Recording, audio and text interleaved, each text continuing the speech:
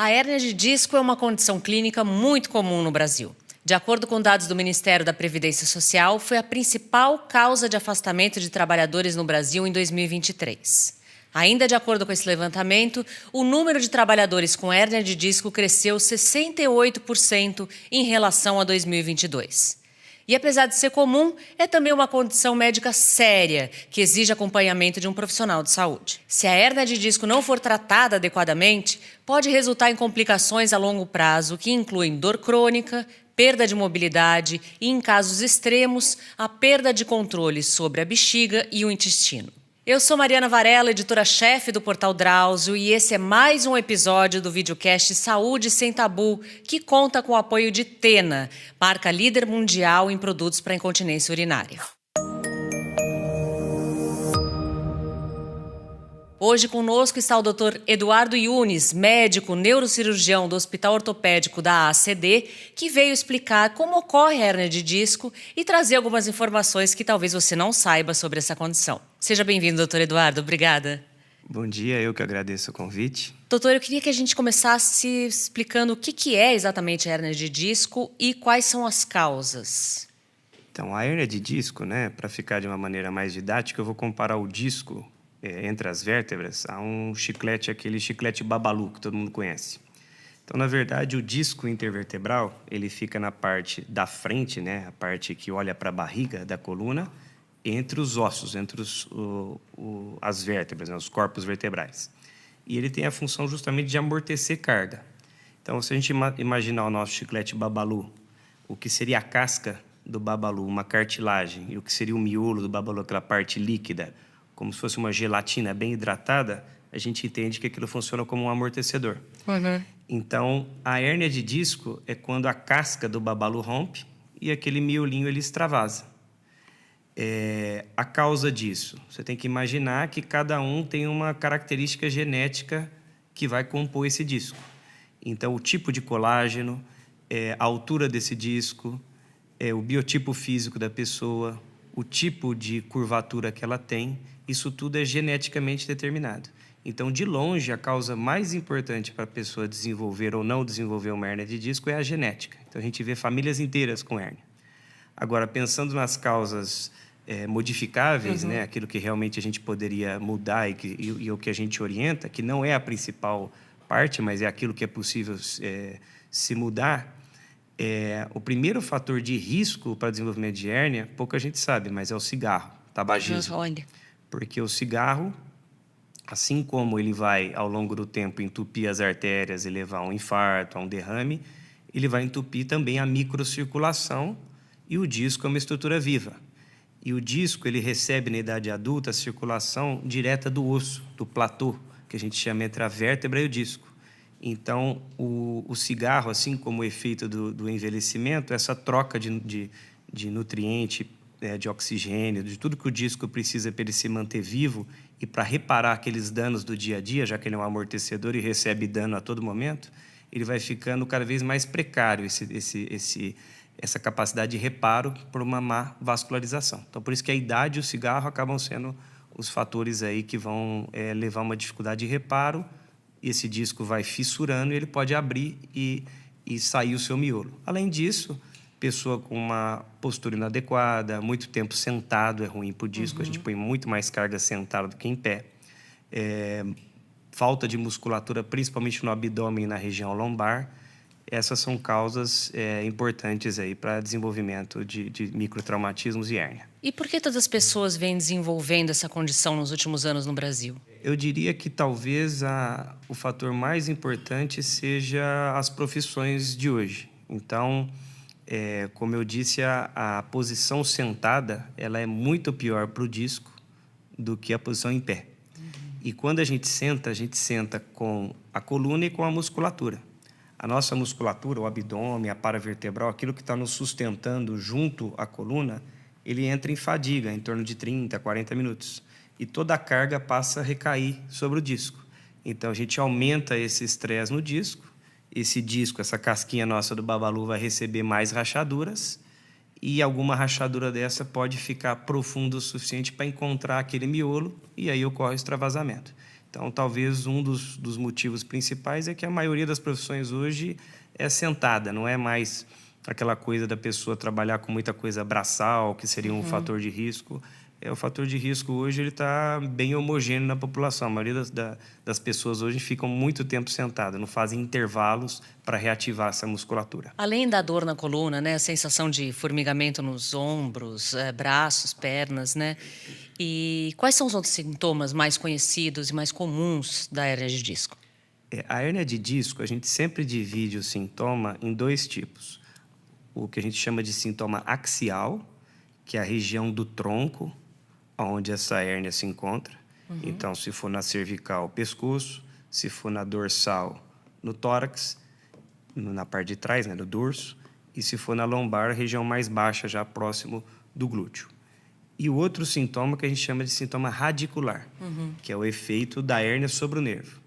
Então, na região do pescoço, isso se manifesta no braço; na região dorsal, isso se manifesta nas costelas; e na região lombar, isso se manifesta na perna, o famoso ciático. Então, basicamente, nós temos a dor na região onde a hérnia está, que é a região própria da sua localização, e a sua dor irradiada, que geralmente vem acompanhada de formigamento, de dormência. Em casos mais graves, ela pode levar a uma falha da musculatura de inervação daquele nervo comprimido. Então, por exemplo, uma hérnia entre a quinta e a sexta cervical. Essa inervação vai para o bíceps. Então, você pode perder força na musculatura do bíceps. Uma hérnia entre a quinta lombar e a primeira sacral, que é muito comum, a mais comum da lombar. Ela vai tirar a inervação do pé. Então, a pessoa vai ter dificuldade de flexionar o pé para frente. E aí você tem alguns outros sintomas que, graças a Deus, são menos comuns, que é quando a hérnia não sai para um lado, que é o mais comum, quando ela sai para o meio. Então, na região cervical, ela pode levar a um quadro de perda de função completa do pescoço para baixo. Então, a pessoa tem dificuldade de movimentar os dois braços, as duas pernas, perder a sensibilidade abaixo do pescoço, como um traumatismo. Perder função de bexiga, de intestino. Então, isso, graças a Deus, é muito raro, mas pode acontecer. E você falou de 3 regiões, né? Que é na cervical, na região torácica e na lombar. Tem diferença entre elas, além dos sintomas? Tem alguma que é mais grave? Quanto mais alto, quanto mais próximo à cabeça, mais grave. Por quê? Porque a gente tem mais conteúdo nervoso. Então, a medula, ela nada mais é do que a continuação do nosso cérebro. Então, quando ela desce na cervical, ela ainda não emitiu nenhuma fibra para braço, para perna. Então, quanto mais alto você tem a compressão, maior o risco neurológico, em termos de extensão. Então, uma hérnia cervical, ela vai pegar braço e pernas, se ela comprimir a medula. Na região do meio, da dorsal, ela vai tirar força só nas pernas. E na região lombar, onde já praticamente todas as fibras nervosas saíram, ela vai pegar apenas o pé, a função motora do pé. Então, quanto mais alta, mais grave. Agora, em termos de incidência e de risco de acontecer, as regiões mais móveis são sempre mais propensas. Então, é muito mais comum a ocorrência em região cervical e lombar, onde a gente tem movimento, do que em região dorsal, onde a caixa torácica limita o movimento. E é menos comum porque, quer dizer, a dorsal é menos comum por causa do movimento mesmo? Isso, porque é uma região mais protegida. A gente não dobra o meio do tronco, a gente dobra a cervical e a lombar. O tronco a gente tem muito menos movimento, então é uma região mais estática, ela recebe menos carga, ela tem um arcabouço torácico todo para dividir carga. E qual é a hérnia que está mais associada à incontinência urinária, à perda de movimento do controle dos intestinos? Na verdade, isso vai depender principalmente do tipo de compressão. A parte esfincteriana, ela ocorre já na parte bem baixa ali. Então, até mesmo uma hérnia lombar pode causar isso, que faz parte de uma síndrome grave. Vai depender do quanto essa raiz está comprimida, mas de maneira geral, essas compressões elas tendem a ser mais graves em região cervical, onde você tem uma intumescência maior, um conteúdo maior de medula, e realmente ali a compressão ela acaba sendo mais grave. E quais as consequências mais comuns quando a pessoa não trata a hérnia de disco? Olha só, a hérnia de disco, a gente fala muito em tratamento, mas assim, Pequenas hérnias de disco, isso é fenômeno normal do envelhecimento. Todo mundo vai ter alguma hernia de disco, isso é normal. Então, o que acontece? Se a gente imaginar nosso chiclete Babalu, se a pessoa for tendo micros vazamentos, imagina que cada gotinha daquela do Babalu fosse sair devagarzinho. Então, aquilo nunca vai ter um volume suficiente para pegar no nervo. Então, é aquela dorzinha nas costas que dura um tempinho e aquilo vai devagarzinho diminuindo. Então, uma coisa é o desgaste do disco, que a gente separa com outro nome, a gente chama de discopatia, que é a pessoa que fica só tendo dor nas costas. Isso não tem tanta gravidade. E com a idade isso também vai acontecendo com mais frequência? Vai acontecendo com mais frequência e mais propenso a acontecer porque o disco vai ficando cada vez mais fraco. Agora, a herniação de grande volume, ela é uma patologia mais de jovem, entre 30 e 50 anos. Por quê? Porque a pessoa ainda não perdeu muito o recheio. Então, a herniação com grande volume, ela ocorre mais nessa idade. E se ela tiver, de fato, uma herniação com compressão neurológica e não fizer um tratamento, ela pode evoluir com alguma sequela neurológica. Agora, por outro lado, a própria herniação, o curso natural dela é de reabsorver. Então, quando aquele material sai, a gente aguarda, a não ser que a pessoa não aguente do ponto de vista de sintoma, seja um sintoma excruciante, ela não consiga controlar aquilo, né? A gente não consiga com medicação, mesmo com internação, com remédio, segurar aquela dor. Ou na vigência de um déficit neurológico, que seriam as indicações para a gente intervir antes de 3 meses, como regra, a gente tenta segurar isso por 3 meses, porque a história natural da hérnia é que ela vai regredir uma boa parte dela, em torno de 50%, nos primeiros 3 meses. E isso significa 90% das pessoas saindo da crise. Ou seja, aquele resíduo, em apenas 10%, vai perpetuar a compressão do nervo e vai conferir não só um sintoma crônico, como um risco neurológico perpetuado. Então, em termos de tempo, o marco que a gente considera são 3 meses, onde a história natural ela joga muito a favor da pessoa. Então, a gente tende a ser mais conservador. E os sintomas menos conhecidos, as consequências menos conhecidas, mais graves, quais seriam?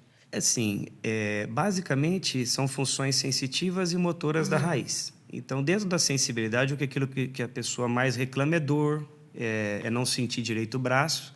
Mas, por exemplo, a propriocepção, que é um tipo de sensibilidade que as pessoas conhecem menos, ela pode ficar alterada, que é assim, a informação que as suas articulações, músculos emitem para o seu cérebro para saber onde aquele membro está no espaço. Então, se eu colocar a mão para cima, eu sei que o meu braço está para cima mesmo de olho fechado. Isso é propriocepção. Então, você pode ter alteração proprioceptiva, que pode alterar a marcha da pessoa. Você pode ter alteração de esfíncter, a pessoa às vezes ficar com o intestino um pouco mais preso, a urina um pouco mais devagar. Esses são talvez assim sintomas menos conhecidos e também de incidência menor, é menos comum acontecer. E existem algumas pessoas que têm várias hérnias de disco, né, doutora? Não só uma. Então, aí vem aquela questão genética, né? Tem gente, assim como tem pessoas propensas a ter infarto, outras famílias que têm cânceres, existe uma propensão genética e a pessoa pode desenvolver múltiplas hérnias. É relativamente comum uma pessoa que tem hérnia com gravidade o suficiente para ser operada em um segmento, por exemplo, uma hérnia cervical. Em torno de 30% dessas pessoas operadas, elas vão desenvolver outras patologias sérias em outros segmentos. Então, é muito comum essa associação. E o número, a impressão que eu tenho é que o número de jovens, está tendo mais jovens e crianças, às vezes, né, com hérnias de disco. Isso está ocorrendo por aumento de diagnóstico ou por alguma condição? Criança é extremamente incomum. Mas adolescentes a gente tem visto bastante, né? Aí tem mais a ver com, às vezes, um tipo de atividade muito precoce, impacto muito intenso. Aí, geralmente, em paciente muito jovem, onde a circulação é muito boa, e esse sistema de reparo de pequenos danos ele funciona bem, geralmente a gente tem algum fator ambiental externo importante. Geralmente é uma atividade física muito intensa, é muito peso que está pegando, alguma coisa nesse sentido. Então, isso tem a ver, quando começa a acontecer muito precocemente, tem mais fator ambiental do que genético. E aí você consegue intervir melhor em orientação. E o que é a síndrome da cauda equina? Tem a ver com hérnia de disco ou não? Sim. síndrome de Caldequina. Se a gente pensar Caldequina, na verdade, é rabo de cavalo. Né? Então, um patologista, em algum momento na história da medicina, dissecando ali a medula espinhal, ele percebeu que as últimas raízes elas pareciam com um rabo de cavalo. Então, na verdade, a medula espinhal ela termina mais ou menos na altura da primeira vértebra lombar. Então, entre a L1 até o sacro, que é uma boa distância aí, 10 a 15 centímetros, dependendo do tamanho da pessoa, todo esse espaço não tem medula. O que tem ali são as últimas raízes nervosas, que parecem o rabo de cavalo, que é a caldequina. Então, compressões em região lombar, que tem aquele comportamento de extravasamento central dentro do canal da espinha, que não é tão comum, eles podem, ao invés de pegar uma única raiz, que é o padrão, quando essa hérnia sai para o lado, elas pegarem o conjunto todo da caldequina. E aí, de novo, quanto mais alto, mais grave, porque mais raízes envolvidas. E a síndrome da caldequina ela vai ter uma manifestação clássica e grave, mas é raríssimo, isso ocorre em torno de 1 para cada 1000 herniações. E ela envolve o quê? A perda de sensibilidade, que a gente chama de anestesia em cela. Então, se a gente imaginar uma pessoa sentada em cima de um cavalo, toda aquela região em contato com a cela, a parte interna da coxa, períneo, vagina, genital, ânus, tudo aquilo adormece. Isso é algo que a gente chama de anestesia em cela.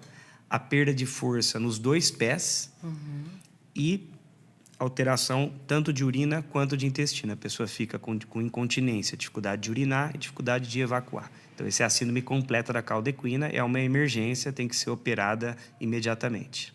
A gente, quando pensa em hérnia de disco, muitas vezes já pensa em cirurgia, né? A gente tem no senso comum, assim.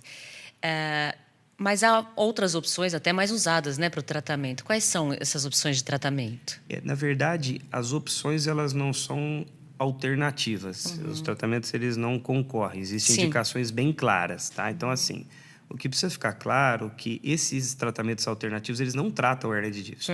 A hérnia de disco ela só vai parar de machucar o nervo se aquela hérnia sumir dali. Então, ela vai sumir com o tempo. E aí, na verdade, quem tratou não foi nenhum tipo de tratamento alternativo, foi o tempo que tratou, ou aquilo vai ser retirado com cirurgia. Então, tratamento para hérnia de disco, no sentido de cura de tirar a hérnia, é cirurgia. É cirurgia sempre. Agora, poucas pessoas precisam ir para a cirurgia. Então, o que a gente fala de tratamento alternativo acaba sendo tratamento para mitigar a dor. Então, analgésico, fisioterapia no sentido analgésico nesse primeiro momento, todos esses tratamentos que visam minimizar a dor, infiltrações. Então, isso serve o quê? Para você aguentar aqueles primeiros 3 meses, onde o próprio organismo vai estar atuando para reabsorver a hérnia.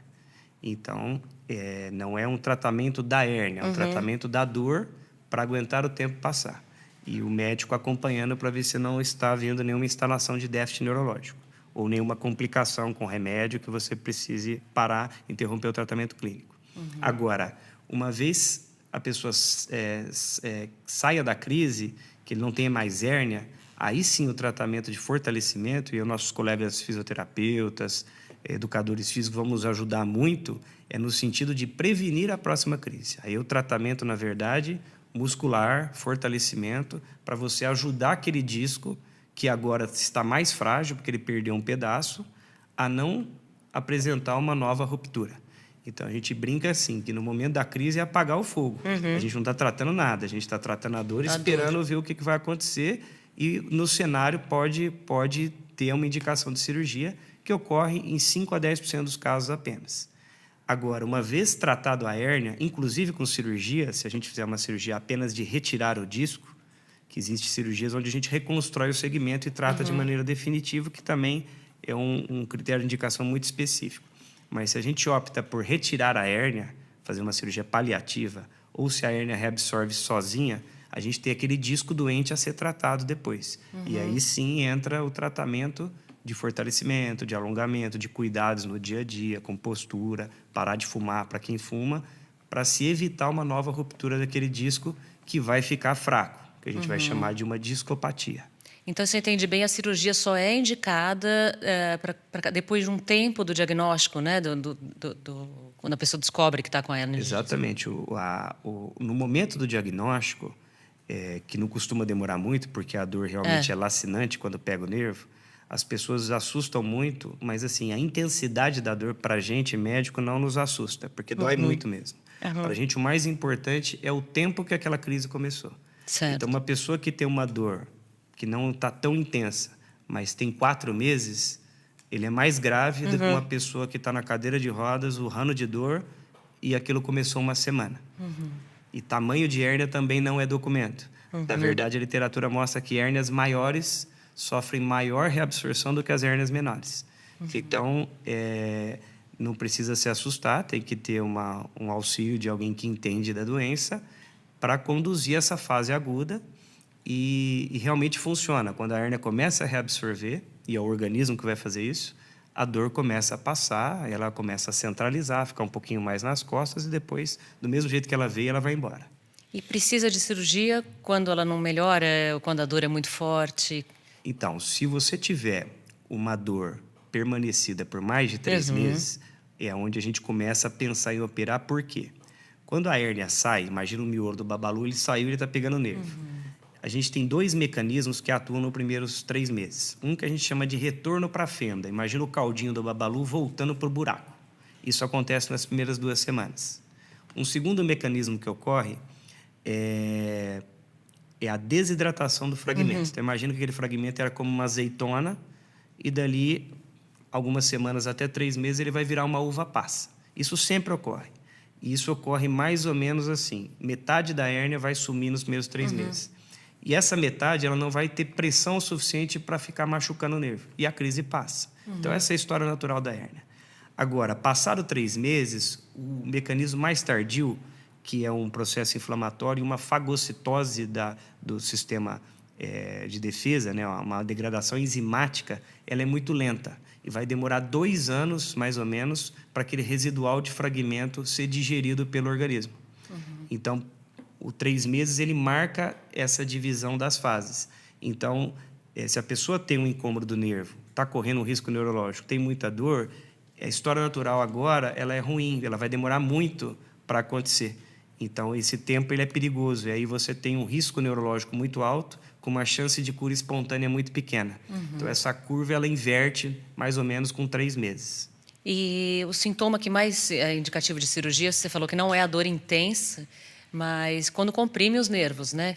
Isso, que também está associado a uma dor mais intensa. Então, assim, antes dos 3 meses, a gente só opera um paciente se ele não aguentar a dor, e aí envolve se ele tem intolerância a remédio, se ele está passando mal com remédio, se ele não pode tomar remédio. Aí a gente, fazendo uma balança de risco-benefício, se o remédio vai ser pior que a cirurgia, é melhor operar. Ou se ele desenvolver um déficit neurológico motor, ou uma cauda equina. Mesmo um déficit sensitivo, não estou sentindo direito um pouquinho a perna, até porque isso não é um sintoma que é garantido que vai reverter com a cirurgia, e isso também não vai deixar sequelas tão graves para a vida dele. Agora, se a pessoa está com a perna fraca, um braço fraco, uma perda de força objetiva, isso é um critério de indicação cirúrgico, independente do tempo. Ele pode ter 3, 4, 5 dias de crise, se ele está perdendo força, ele tem que ser operado. E como costumam ser as cirurgias da hérnia? Elas são sempre invasivas? Existem métodos mais modernos hoje em dia?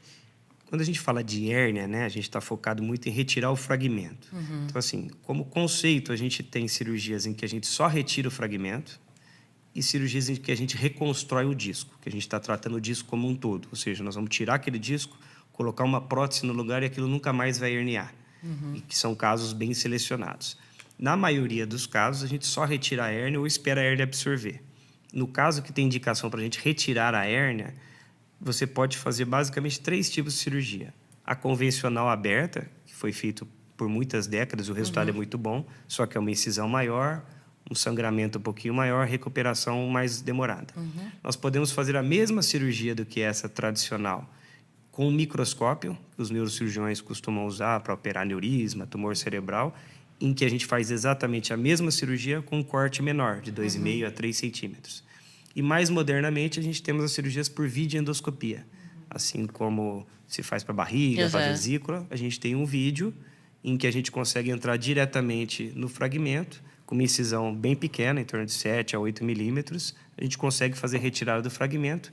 E aí vai depender, assim, tecnicamente, qual das cirurgias está mais indicadas. Então, por exemplo, hérnias bem laterais, que estão lá no forames, moles, com vídeo é um acesso bem direto, tranquilo. Às vezes, hérnias maiores, com muita migração, quando ela vai para cima ou para baixo, quando ela calcifica, pode ser ainda indicado fazer uma microcirurgia, apesar de ser um pouquinho maior. E esses métodos estão disponíveis no SUS? Qual é o tratamento disponível no SUS para hernia de disco? A videoendoscopia se faz em alguns locais, ela tem um custo um pouco maior. Agora, a microcirurgia, que tem uma eficácia muito boa e ainda é o padrão ouro na literatura, isso é feito de rotina no SUS, porque não tem nada de especial para fazer uma cirurgia dessa. É basicamente um microscópio que já existe no centro cirúrgico, né? Qualquer lugar que tenha neurocirurgia tem um microscópio. Então, se tem complexidade para operar crânio, você vai usar um equipamento que é super sofisticado para remover uma hérnia. Então, isso é feito de rotina em todos os serviços do SUS, a retirada da hérnia, pelo menos por micro. Uhum. Por vídeo, que é uma coisa um pouquinho mais recente, o set de vídeo, isso é comum já ter, porque isso é usado em cirurgia abdominal, de rotina, mas o equipamento específico, o endoscópio, para a coluna, ele é um pouquinho diferente. Então, isso está começando a chegar e acredito que em breve vai ser totalmente incorporado a todos os sistemas do SUS também. E queria falar um pouquinho de prevenção. É possível prevenir hernia de disco? E porque eu vejo, não conheço ninguém que não tenha pelo menos alguns episódios de dor nas costas, né? E dores às vezes que impedem a pessoa de realizar as atividades do dia a dia, não necessariamente causadas por hernia de disco, mas por má postura, etc. Tem como prevenir hernia de disco e melhorar as dores nas costas de um modo geral? Se você pegar os dados da OMS, você vai ver que está lá que 90% das pessoas vai ter uma crise de dor nas costas na vida, né? Isso é o que foi reportado. Uma crisezinha pequena que não reporta são os outros 10, tá? Então, assim, é como eu falei, vai ocorrer pequenos vazamentos. O fator mais importante é o genético. Então, talvez, assim, uma pessoa que tenha esse histórico na família, o pai teve, a mãe teve, o irmão teve, um primo de primeiro grau teve, ele tem que se atentar mais do que uma pessoa que não tem esse antecedente. O que é, de fato, modificável e mais importante é o cigarro. Então, assim, se a pessoa quer tratar uma hérnia ou não quer desenvolver hérnia, ela tem que... Alguém acender um cigarro aqui, ela tem que cruzar para o outro lado da rua. Tem que evitar o tabagismo a qualquer custo. A segunda coisa, ele fazer exercícios de fortalecimento, né, global, para toda a articulação. Para a coluna em específico, a região cervical, que a gente chama de cintura escapular, o trapézio, isso tem que estar bem fortalecido. E a musculatura dorsal, abdômen e paravertebral. Então, é importante que a pessoa tenha bons músculos. Só que, para desenvolver esse músculo, ela também tem que tomar cuidado. Então, a gente indica exercícios que sejam o suficiente para ganhar músculo, mas que, para fazer o exercício, você não pode impactar demais o disco. Certo. Então, assim, fazer exercício, ele é ótimo, mas exercício em que você tem impacto demais, carga demais, explosão muscular, contato físico, isso pode machucar.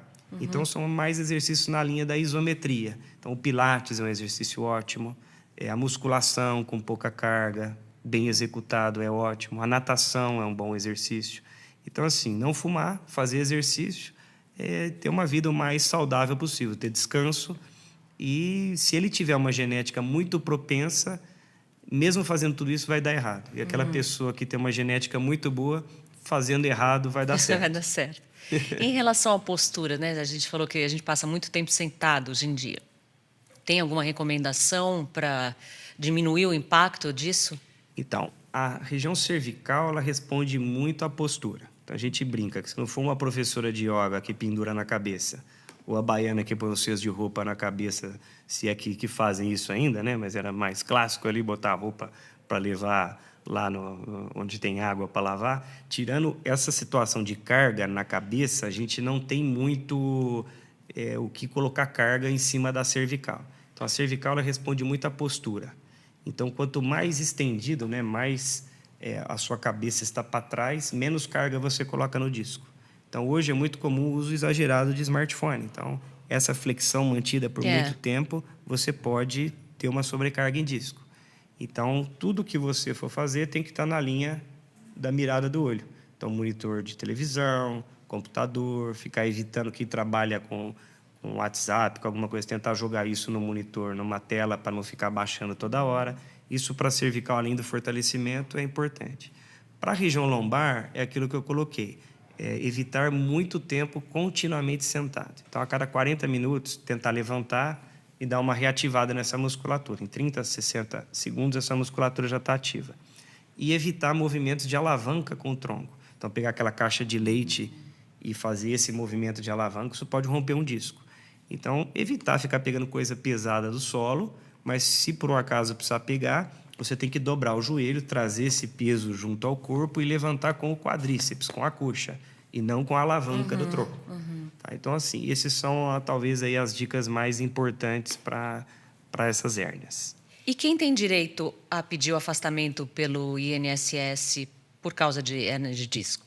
Se a gente for ver o diagnóstico de hérnia como ele é dado, então aqui, se a gente fizer uma ressonância aqui na sala, a maioria vai ter algum abaulamento ou protrusão de disco e às vezes nunca sentiu nada. Então a gente tem que tomar muito cuidado com o achado de exame. O achado de exame ele é extremamente frequente. Depois dos 50 anos, 100%. Se você rastrear, vai achar alguma pontinha de disco. E aí o que é hérnia? Abaulamento eles chamam de hérnia, protrusão eles chamam de hérnia, extrusão eles chamam de hérnia. A gente cirurgião chama de hérnia quando você tem uma compressão de nervo e está dando sintoma. O resto, para a gente, é café pequeno. A gente não dá muita bola e vai fortalecer e nem fica preocupado em ficar dando muito esse diagnóstico, preocupando a pessoa no sentido de que ela tem algo grave, né? Então, assim, o mesmo critério de gravidade que a gente usa é o que eles vão levar em consideração. Então, hoje, perícia, isso tudo é muito mais valorizado o impacto funcional sobre uma raiz do que ter ou não ter no exame. É muito comum a pessoa ter no exame e querer os benefícios todos, mas ele não tem repercussão neurológica. Sim. Se ele chegar lá numa perícia, vão examinar, ver que não tem nenhum comprometimento neurológico, existe exame objetivo para ver isso, uma eletroneuromiografia. Se você não tiver déficit neurológico, repercussão neurológica, que de fato te coloca como uma pessoa com algum tipo de limitação, não vai ter direito. Agora, se você tem um pé fraco, alguma sequela neurológica, aí sim, normalmente, se consegue o benefício. Bom, nosso tempo está acabando, doutor Eduardo. Eu queria que você fizesse suas considerações finais, o que você chamasse atenção para o que achar mais importante. Assim, como talvez uma mensagem aí, lembrar que é uma doença extremamente prevalente, né? Você ter um achado de hérnia não é o fim do mundo, isso é muito comum. Cada vez mais as pessoas fazem exame, acabam achando alguma coisa e se valorizando demais aquela queixa. O mais importante é isso, é ter alguém numa situação realmente de sintoma clínico que possa confiar e saber que as chances com um tratamento clínico são enormes e a exceção precisar operar e não ficar assim tão preocupado em viver em função da hérnia. Ter um bom profissional do lado, ter uma orientação e tocar a vida. O Saúde Sem Tabu tem o apoio de Tena, marca líder mundial em produtos para incontinência urinária. Doutor Eduardo, muito obrigada por sua participação. A gente viu aqui que a hérnia de disco é uma condição comum, mas ainda cercada de desinformação e crenças que atrapalham a qualidade de vida dos pacientes. Se você ou alguém que você conhece sofre com alguma das complicações causadas pela hérnia de disco, não hesite em procurar um profissional de saúde, afinal, a hérnia tem tratamento. Se você que está nos assistindo ainda não nos segue nas nossas redes, se inscrevam no nosso canal no YouTube, Portal Drauzio, nos sigam no Instagram, no seu agregador de podcast favorito, Spotify, Deezer, Google Podcasts, Apple Podcasts, Amazon Music.